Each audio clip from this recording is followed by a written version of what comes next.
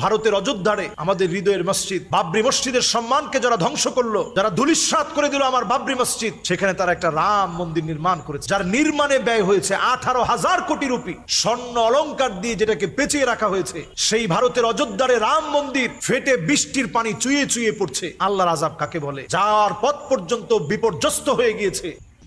অযোধ্যায় মসজিদের স্থানে মন্দির করার জন্য 6 মাসের মধ্যে মন্দির ফুটো হয়ে মন্দিরের ছাদ ভেঙে জল পড়ছে। কি এই খবর তো আপনারা সকলেই দেখেছেন, তাই না? সোশ্যাল মিডিয়ার বিভিন্ন পরতে পরতে একটা খবর বিশেষভাবে ছড়িয়ে পড়ছে এবং একটি ছবিকে খুব বেশি পরিমাণে ভাইরাল করা হচ্ছে। যারা এই সমস্ত ছবি ভাইরাল করছেন এবং ক্যাপশনে লিখছেন যে মসজিদের জায়গায় মন্দির করার জন্য 6 মাসের মধ্যে মন্দির ভেঙে গেছে এবং আগামী 1 বছরে বর্ষার সময় এই মন্দিরের কোনো চিহ্ন থাকবে না, ছাদ ভেঙে মাটিতে পড়ে যাবে, তাদের উদ্দেশ্যেই আজকের এই পোস্ট। আপনারা যারা এই খবরটি সকলেই দেখেছেন তারা অবশ্যই এই আমার ভিডিওটিও সবাই দেখবেন, যাতে আপনারা বুঝতে পারেন সত্যিই কি রাম মন্দিরের ছাদ ভেঙে জল পড়ছে নাকি এটা একটা গুজব। গত কয়েকদিন ধরে বেশ ভালোভাবেই পরিলক্ষণ করা যাচ্ছে রাম মন্দিরের ছাদ ফুটো হয়ে যাওয়া নিয়ে বিভিন্ন মিডিয়া, বিভিন্ন নিউজ চ্যানেল, খবরের চ্যানেল নিউজ কভার করেছে এবং তারা বড় বড় অক্ষরে প্রকাশ করেছে যে রাম মন্দিরের ছাদ ফুটো হয়ে জল পড়ছে। যে ছবিটি বিশেষভাবে ভাইরাল করা হয়েছে সেই ছবিটি হচ্ছে এই দেখুন, এটি। এই যে রাম মন্দিরের সিসিটিভি ফুটেজের গা বেয়ে এবং একটি পিলারের গা বেয়ে সামান্য জলের রেখা দেখা দিয়েছে, এই ছবিটিকে কেন্দ্র করে বিভিন্ন নিউজ মিডিয়া এমনভাবে লাফালাফি করছে আর বলছে যে রাম মন্দিরের ছাদ ফুটো হয়ে গেছে। তারা হয়তো জানেই না নতুন যখন কোনো বাড়ি তৈরি হয় সেখানে কেবল লাইনের জন্য, কারেন্ট লাইনের জন্য, ওয়্যারিং এর জন্য, বিভিন্ন রকমের জলের পাইপ লাইনের জন্য, বিভিন্ন কারণের জন্য বিভিন্ন রকম ছাদ কেটে, দেয়াল কেটে সেই তারগুলোকে বা পাইপগুলোকে বসানো হয়। সেই অবস্থা তো আপনাদের প্রত্যেকের বাড়িতেও হয়েছে। এই জিনিসটা যে মন্দিরেও হবে সেটাই তো স্বাভাবিক।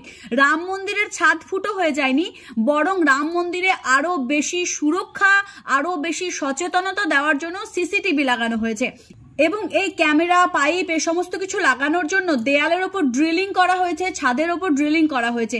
সেই ড্রিলিং এর ছিদ্র দিয়ে এবছরের বর্ষার জল ঢুকেছে এবং সেই বর্ষার জলই ওই সিসিটিভির গায়ে এবং পিলারের গায়ে সামান্য পরিমাণে দেখা দিয়েছে এবং এই সামান্য পরিমাণ জলে মানুষের মনে এতটাই বিভ্রান্তকর সৃষ্টি হয়েছে যে তারা ভেবেই নিয়েছে যে রাম মন্দির ভেঙে বোধহয় তাদের বাড়িতে গিয়েই পড়ছে। ভাই, রাম মন্দির নিয়ে তোমাদের এত কিসের কৌতূহল আমি বুঝি না।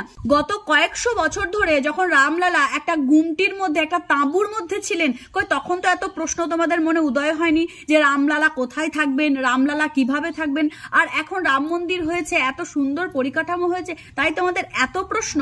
যদি তোমাদের এত প্রশ্ন থেকেই থাকে তবে ইন্ডিয়া টুডেজ এর এই নিউজটা দেখো। এই ইন্ডিয়া টুডেজ হচ্ছে এমন একটি নিউজ পেপার যে সম্পূর্ণভাবে নিরপেক্ষ এবং কোনো দলাদলিতে সে যায় না। আমাকে তো আপনারা দাগিয়েই দিয়েছেন, কিন্তু আমি তাতে কিচ্ছু মনে করি না, কারণ আমি জানি আমি কোনো দল বা কোনো পার্টির আন্ডারে বা এজেন্ট নই। আমি শুধুমাত্র সত্য এবং সঠিক তথ্য তুলে ধরার চেষ্টা করি। তো ইন্ডিয়া টুডেজ এর নিউজে সম্পূর্ণভাবে দেখা যাচ্ছে যে ড্রিলিং করার জন্য, ওই কেবল লাইন, কারেন্ট লাইনের জন্য যে ড্রিলিং করা হয়েছে সেইখান থেকেই সামান্য জল বর্ষাতে ঢুকে গেছে এবং এটাকেও পরিচর্যা করার খুব তাড়াতাড়ি ব্যবস্থা করা হচ্ছে। আর আপনারা উঠে পড়ে লেগেছেন রাম মন্দিরকে কলুষিত করতে, আপনারা উঠে পড়ে লেগেছেন রাম মন্দিরকে নোংরা একটা বিদ্রূপ ভাষায় সকলের সামনে প্রেজেন্ট করে দিতে। মসজিদ ভেঙে মন্দির হয়নি, এই ভুল বার্তাটা আপনারা সকলে ছড়িয়েছেন।